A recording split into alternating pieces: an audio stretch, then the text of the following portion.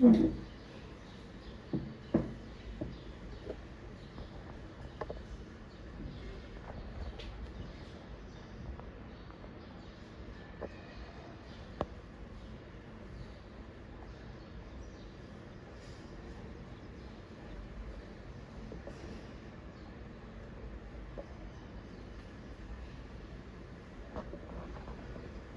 नियम, बहुत सारे स्टूडेंट्स को तकलीफ आती है राइट और लेफ्ट में। जब सीटिंग अरेंजमेंट में वो कहता है कि लेफ्ट बैठा है, राइट बैठा है, तो आप में से कई लोग कॉपियां घुमाते हैं। सोचिए मैं लैपटॉप घुमाऊंगा तो क्या हो। तो मैंने इसके लिए एक छोटा सा नियम बना दिया है कि जब भी वो हमसे कहेगा, अभी हम मान के चल रहे हैं कि सभी लोगों के चेहरे सेंटर की ओर है, सभी लोग सेंटर की ओर चेहरा करके बैठे हैं, सेंटर की ओर चेहरा करके बैठे हैं। तो जब भी वो हमसे कहेगा लेफ्ट में बैठा है, लेफ्ट में, तो हम कहेंगे कि लेफ्ट मत कहो, क्लॉकवाइज कहो, घड़ी के चलने की दिशा में कहो। तो इससे आपको थोड़ा अंदाजा जल्दी लग जाएगा।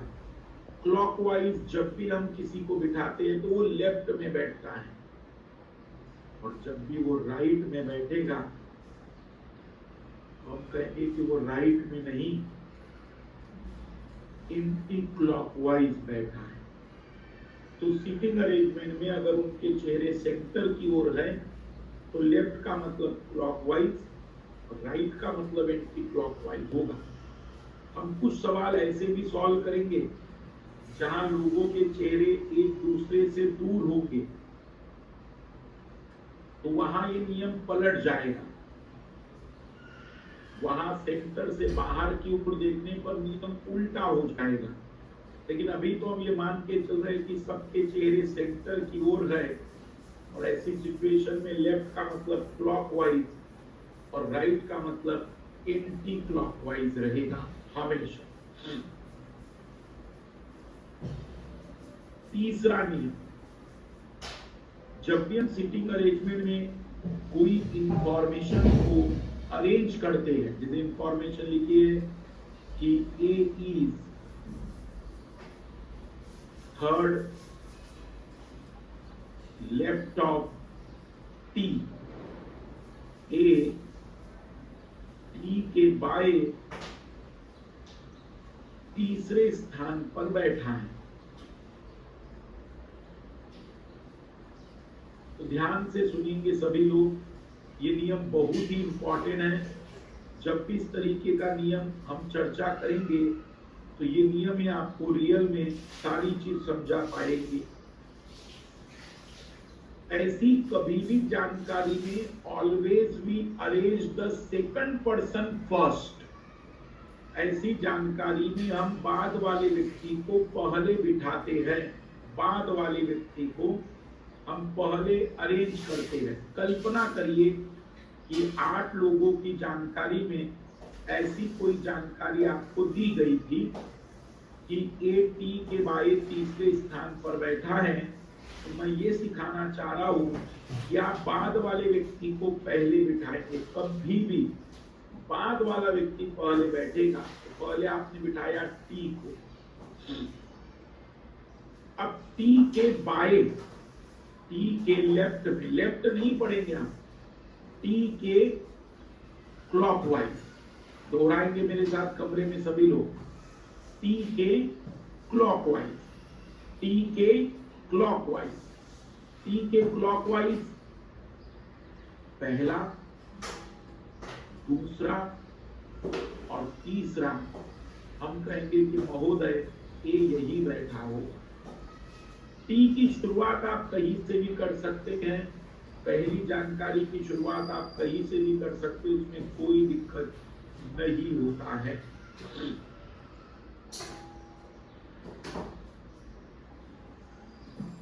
तो टी के क्लॉकवाइज, जैसे एक और जानकारी समझा दूं मैं, तीसरा नियम लिखेंगे आप लोग, हमेशा बाद वाले व्यक्ति को पहले बिठाया जाता है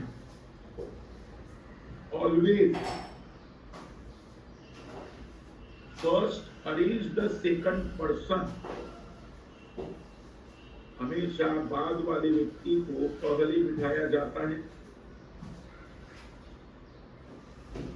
always first arrange the second person,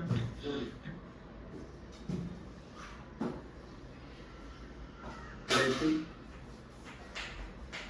मान लीजिए कि सीटिंग अरेंजमेंट में एक जानकारी ऐसी थी, मान लीजिए कि 8 लोगों के सीटिंग अरेंजमेंट में जानकारी दी गई थी कि जी बी के दाएं दूसरे स्थान पर बैठा है।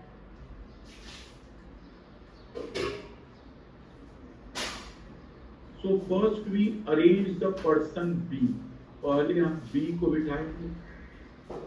बी कहीं भी बिठाते, आप चाहो तो बी यहां बिठा, स्टार्टिंग आप कहीं से भी कर सकते। बी के क्लॉकवाइज, तो आप कहेंगे नहीं सर दाएं है वो, दाएं मतलब राइट और राइट मतलब एंटी क्लॉकवाइज, तो मेरे साथ दोहराएंगे बी के एंटी क्लॉकवाइज, बी के एंटी क्लॉकवाइज, बी के एंटी क्लॉकवाइज। पहला जी यहीं पर बैठा होगा,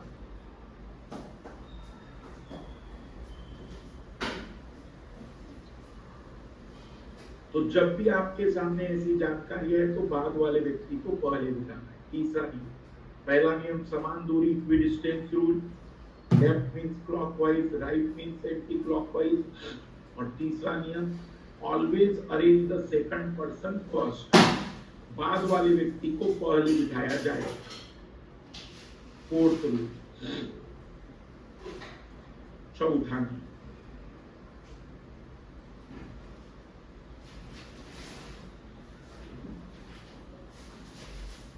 दो तरीके की जानकारी एग्जामिनर इसमें यूज करता है, थोड़ा उसे क्लियर कर लेते हैं। A is left of B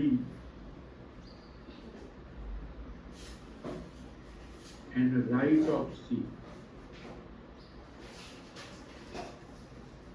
A B के बाएं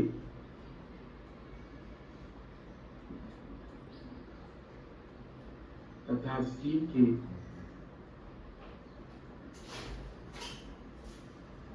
दाएं बैठा है। और एक जानकारी ऐसी होती है, A is left of B who is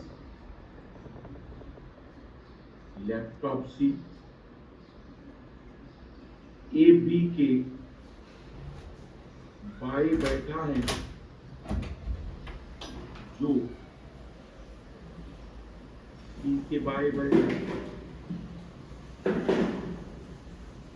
शब्दों पर गौर करना, एक जगह तथा शब्द है और एक जगह जो है, एक जगह एंड है और एक जगह हु है। अगर ऐसी जानकारियां कहीं मिले तो इनके बहुत अलग मतलब है। इसका मतलब ये है कि ये पूरी जानकारी ए की है और ए व्यक्ति बीच में आएगा, उसके अगल बगल में बी और सी आएगी, लेकिन इसका मतलब ये है कि पहली जानकारी ए की है लेकिन अगली जानकारी बी के बारे में, लेकिन अगली इंफॉर्मेशन बी के बारे में दी गई है।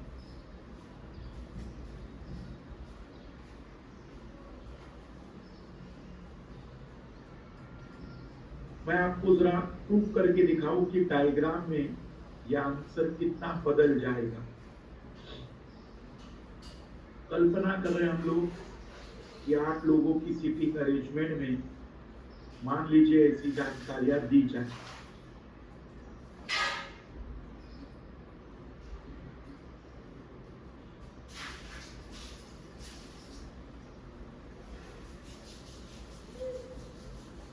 अगर ऐसी जानकारी कहीं पर भी दी जाए कि A is left of B, तो पहले तो हम आधी जानकारी यूज करेंगे और पहले बिठाएंगे बी को।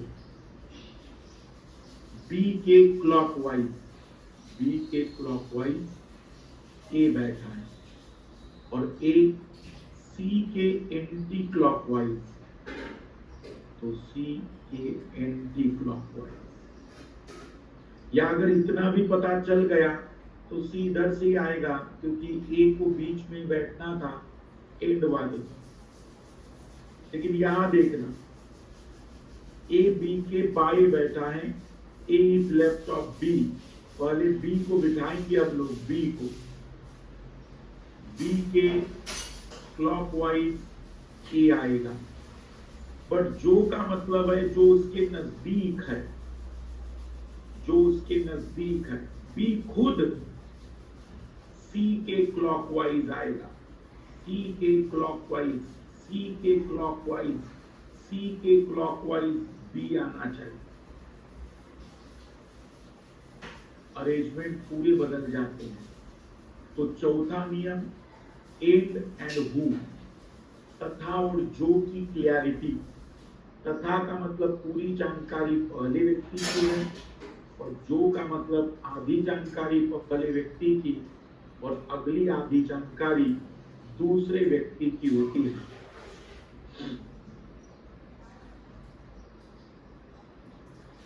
तो पहला नियम था इक्विडिस्टेंस रूल, दूसरा नियम था लेफ्ट का मतलब क्लॉकवाइज, राइट का मतलब एंटी क्लॉकवाइज, तीसरा नियम था बाद वाले व्यक्ति को पहले बिठाना, चौथा नियम था एंड का और हु का। ठीक है, अब आपको एक ब्रह्मास्त्र दे रहा हूं मैं कि सीटिंग अरेंजमेंट में कभी आपका उत्तर गलत नहीं हो पाएगा। पांचवा नियम, देखो मैंने लगभग सीटिंग अरेंजमेंट में 300 350 क्वेश्चन सॉल्व किए, और इन 350 क्वेश्चनों को सॉल्व करने के बाद एक रिजल्ट निकाला कि किन क्वेश्चनों में स्टूडेंट कंफ्यूज होते हैं। तो ध्यान से देखना ये क्वेश्चन कैसे होते हैं। एग्जामिनर आपसे कहता है कि मान लीजिए 8 लोग गोले में बैठे हैं, पहली जानकारी देता है कि ए जी के दाएं बाएं बैठा है, कहीं बताता है, एफ सी के दाएं बाएं बिठाता है, सी डी के दाएं बाएं कहीं बैठा है, डी एफ के दाएं बाएं कहीं बैठा है, एफ जी के दाएं बाएं कहीं बैठा है। तो आप में से कई सारे, क्योंकि भोले बच्चे हैं ना, मतलब भोले लाल लाली, तो क्या कर देते हैं आप में से कई सारे लाल लाली, जैसी हल करने लग जाते हैं कि खुश हो जाते हैं कि अब तो सिटिंग अरेंजमेंट का सिंपल सवाल है। ए और जी को बिठाया, मान लेते जी को यहां बिठाया और क्लॉकवाइज मान लो कि ए बैठा। तो अब क्या होता है कि अगली जानकारी जुड़ी हुई है एफ और सी से, लेकिन न तो ए का पता है, ना एफ का पता है, ना सी की खबर है। तो कुछ लोग अंदाजा लेने लग जाते हैं कि एफ और सी कहां होंगे। मैं अगर यहां पर बैठा हूं तो पहली जानकारी अगर ए और जी की है तो ढूंढो अगली जानकारी जो या तो ए से जुड़ी हो या जी से जुड़ी हो। और जैसे ही मेरा ये नियम, इसका नियम का नाम रखा है मैंने कनेक्टिविटी का नियम, connectivity rule. Next information is always connected with the previous one. अगली जानकारी हमेशा पिछली जानकारी से जुड़ी हुई होनी चाहिए। शब्द दोहरा रहा हूं मैं, next information is always connected with the previous one. अगली जानकारी हमेशा पिछली जानकारी से जुड़ी हुई होनी चाहिए। इसका मतलब हुआ लाल लालियों कि सीधा मैंने जंप करना चाहिए था इस पर। मान लीजिए कि अब मुझे ये पता चल गया कि जी की सहायता से एफ यहां बैठेगा, एफ की सहायता से डी बिठा दूंगा, सी की सहायता से सी बिठा दूंगा और सी की सहायता से एफ फिर से बैठ सकता है। मैं ये कहना चाह रहा हूं, मैं ये बताना चाह रहा हूं आप लोगों को कि अगर आपने पहली जानकारी P और S की यूज की तो अगली जानकारी वही होगी जो या तो P से जुड़ी हो या S, कोई और यूज मत कर। इस रूल को स्ट्रिक्टली फॉलो करना एग्जामिनर की ताकत ही नहीं है कि वो कभी आपको कठिन सवाल बना के दिखा दे। हमेशा अगली जानकारी पिछली जानकारी से जुड़ी हुई होनी चाहिए। अगर आपने पहली जानकारी P और R की यूज की है तो अगली या तो P से जुड़ी हो या R से, वो असम्पशन नहीं लेना पड़ेगा। तो पांचों नियम उम्मीद है कि क्लियर हो गए होंगे। ये किसी किताब में नहीं मिलेंगे क्योंकि ऑब्वियसली किताबों में अभी इतनी ताकत नहीं, जो हमारी दृष्टि क्रॉस कर ले। तो पहला नियम इक्विडिस्टेंस का नियम, दूसरा नियम clockwise anti clockwise, left means clockwise, right means anti clockwise, सबके चेहरे अंदर की ओर होंगे। हमेशा बाद वाले व्यक्ति को पहले बिठाया जाएगा। एंड का मतलब पूरी जानकारी पहले व्यक्ति की, वो व्यक्ति बीच में आएगा। हु का मतलब आधी जानकारी पहले व्यक्ति की, अगली आधी जानकारी दूसरे व्यक्ति की। और कनेक्टिविटी के नियम का मतलब है कि अगली जानकारी हमेशा पिछली जानकारी से जुड़ी हुई होनी चाहिए। पहला सवाल मैं हल करूंगा, अगले सवाल से आप लोग हल करेंगे। चौथा नियम केवल इतना ही है कि एंड में पूरी जानकारी पहले व्यक्ति की है और पहला व्यक्ति निश्चित ही बीच में आएगा। बस ये बात ध्यान से, वो वाले में वो बीच में नहीं आता, पहला वाला व्यक्ति।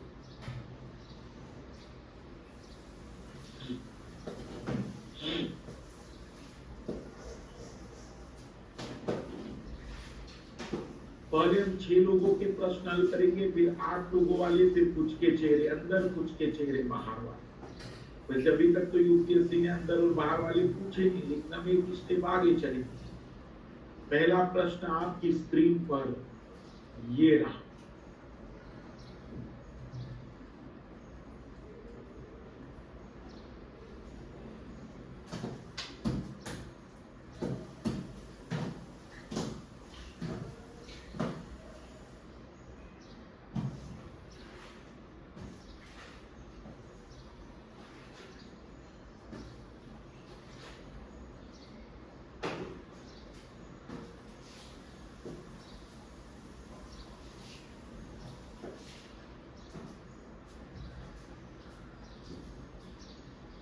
छह लोगों का सीटिंग अरेंजमेंट है, इक्विडिस्टेंस रूल को फॉलो करेंगे।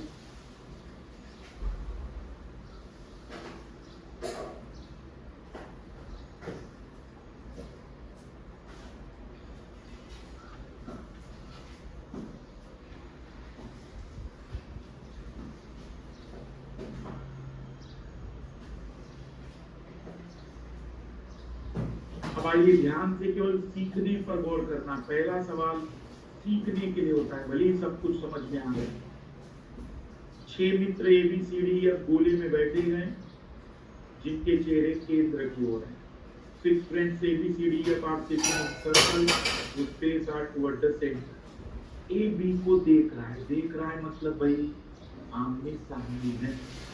तो मैंने A को नीचे बिठाया, B को ऊपर। आप A को ऊपर और B को नीचे बिठा सकते हैं। आप चाहे तो A और B को यहाँ बिठाइए, कहीं भी किसी को अरेंज कर दीजिए, उससे कोई लेना देना नहीं। शुरुआत आप कहीं से भी कर सकते। अब अगली कनेक्टिविटी ध्यान से देखना। B E के दाई तथा C के बाएं बैठा है। B sitting to the right of E and left of C। तो पहले हम E को बिठाएंगे। E के एंटी क्लॉकवाइज, E के एंटी क्लॉकवाइज, E के एंटी क्लॉकवाइज, E के एंटी क्लॉकवाइज B होना चाहिए। E के एंटी क्लॉकवाइज B होना चाहिए।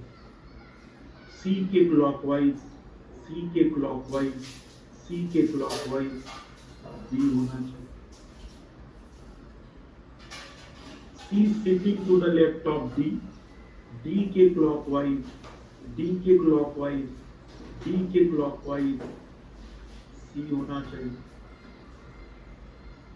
आखिरी की जानकारी नहीं भी होती तो भी उत्तर आ जाता कि आखिरी में एक ही व्यक्ति बैठा है और वो यहीं पर बैठे। अब इसमें सवाल कोई एक पूछा जा सकता है, डी के सामने कौन बैठा है, सी के सामने, एफ के सामने, डी किन के बीच में बैठा है, एफ किन के बीच में बैठा है, ऐसे कोई भी सवाल। आप लोग मुझे जब उत्तर बताएंगे, आप लोग, तो आप मुझे ए से क्लॉकवाइज उत्तर बताएंगे।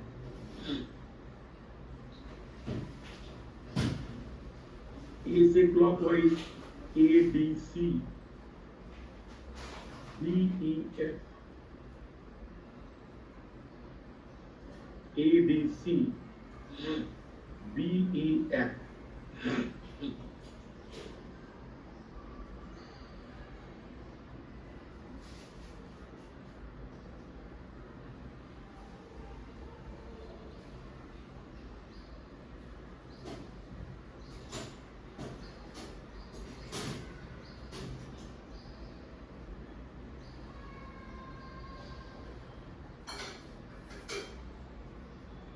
तो ट्राई करेंगे।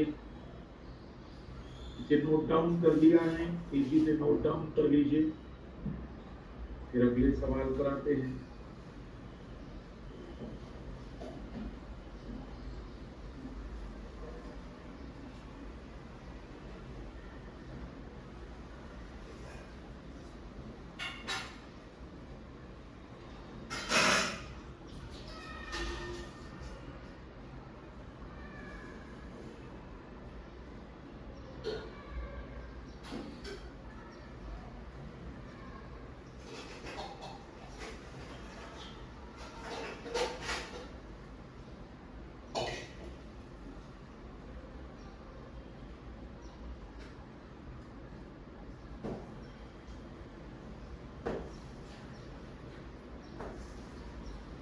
ई लेफ्ट में रहेगा लेकिन ई के राइट में भी आना चाहिए, क्योंकि उसने कहा था कि जो ई के राइट में है वो भी आना चाहिए, ई के दाएं भी आना चाहिए, एंटी क्लॉकवाइज।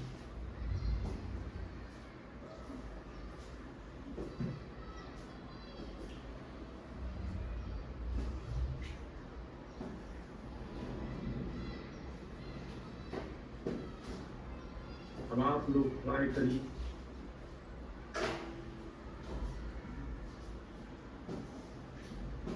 पहले प्रश्न लिख दीजिएगा तेजी से।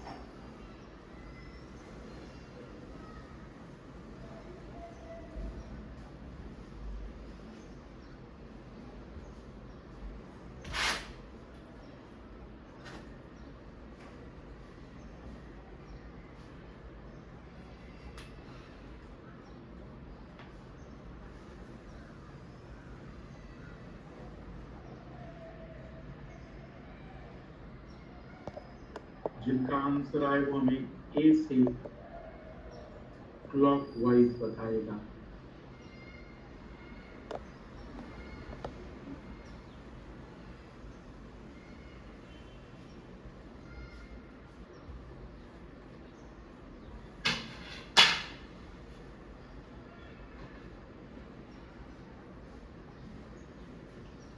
AEC BFD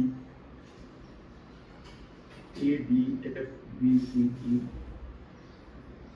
AEC BFD। ए से क्लॉकवाइज समझते हैं ना आप लोग? ये कई लोगों के आंसर अलग आ रहे हैं।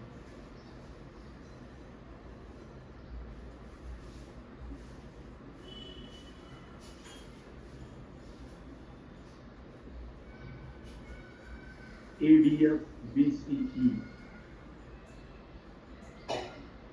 ADFBCE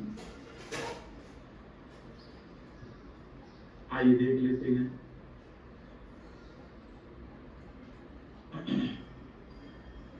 A, B, C, D, F are sitting in circle. B is between F and C. A is between E and D. F is to the left of D. क्या ये बात समझ में आ रही है कि आपने शुरुआत कहाँ से करनी चाहिए थी? यहाँ से। F is to the left of D. D के क्लॉकवाइज F होगा। D के क्लॉकवाइज F। कनेक्टिविटी पर आ जाओ। B F और C के बीच बैठा है। F और C को इधर ही बिठाना पड़ेगा। A E और D के बीच बैठा है।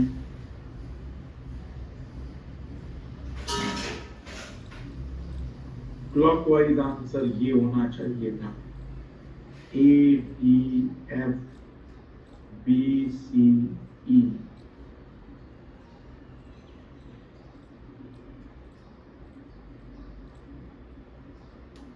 अभी 6 लोगों पर ही एक और सवाल, ताकि थोड़ी प्रैक्टिस, और फिर 8 लोगों पर आ जाएंगे।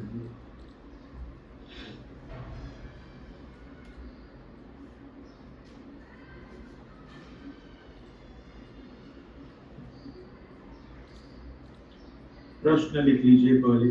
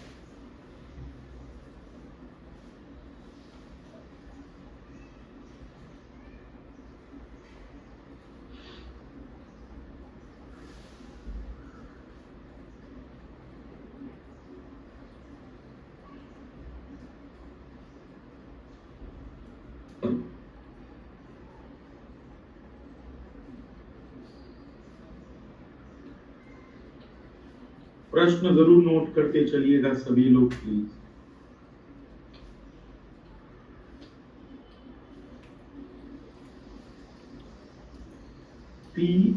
PSRQTU, P से क्लॉकवाइज PSRQTU।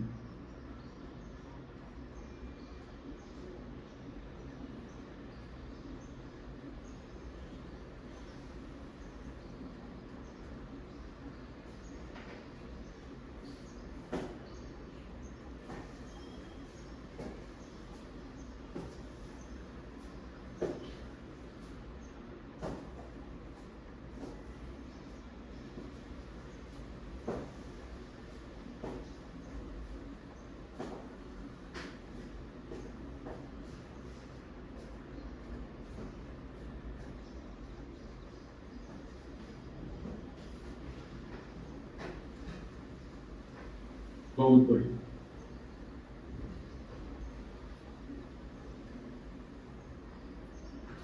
6 व्यक्ति PQRSTU गोल मेज पर बैठे हैं, PQ के सामने बैठा है, PQ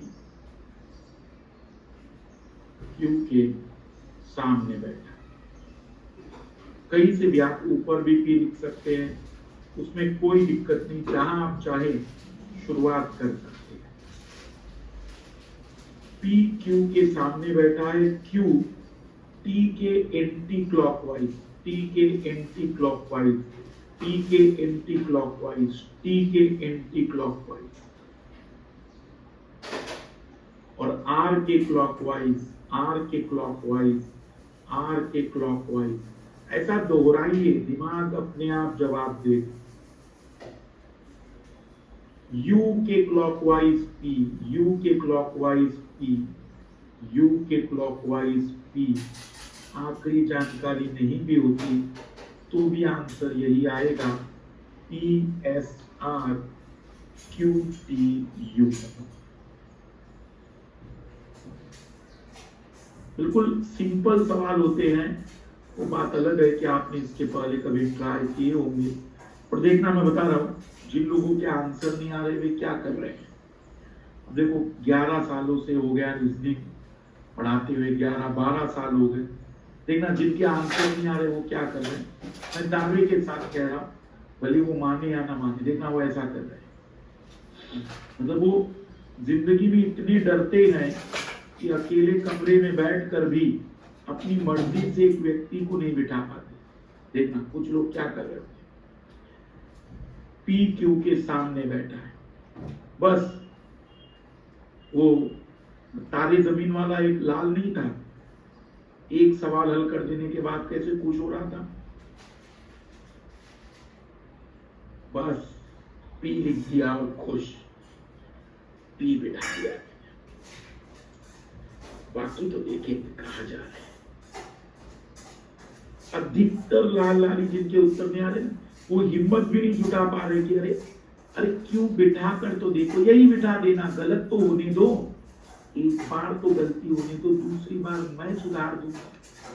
और जिनके उत्तर नहीं आ रहे हैं वो 2 से 3 लोगों को बिठाने की हिम्मत जुटा नहीं पाते।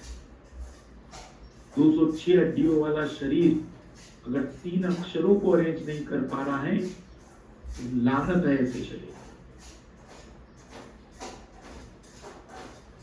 क्या होगा, गलत ही होगा ना, होने दो ना। तुम्हें कौन सा अभी अग्नि परीक्षा से गुजरना है। गलत होगा तो सही पता चलेगा, गलत नहीं होगा तो वो भी पता नहीं चलेगा।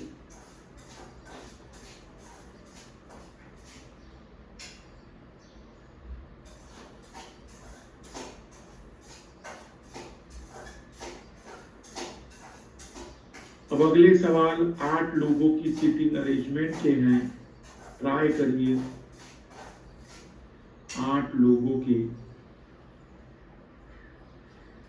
सीटिंग अरेंजमेंट का पहला प्रश्न।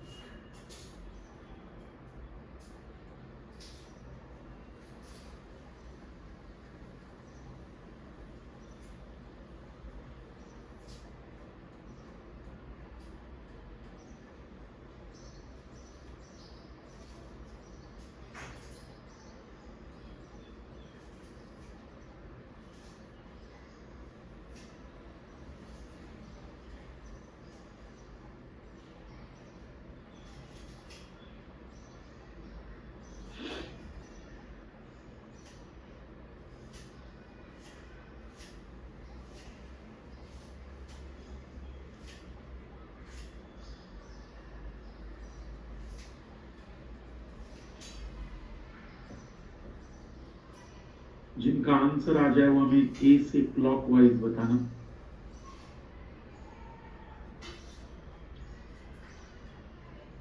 ए से clockwise, A D E H F G B C, A D E H F G B C.